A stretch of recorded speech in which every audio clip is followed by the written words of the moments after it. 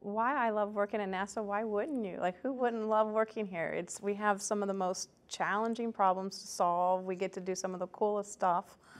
We have some of the greatest people in the world that we work with. But I have a unique perspective working out at the pad because of the history of it.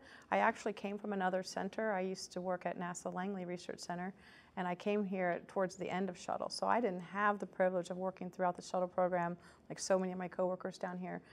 But still at the pad, you get that sense of the energy of the history that has walked these same, grassy fields that we walk every day. And you recognize that not only do you have the privilege of working where there has been history, but you also have the responsibility of creating the new history. Abraham Lincoln said the best way to predict the future is to create it. We are creating the future every day. I have a small son, and he asks me every morning, why do I have to go to school? I take him to daycare. Why do I have to go to school? And I say, Mommy has to go to work. Why do you have to go to work? Right now I tell him to buy you toys. I look forward to the day when I can tell him, because we are putting Americans back as the premier human spaceflight program.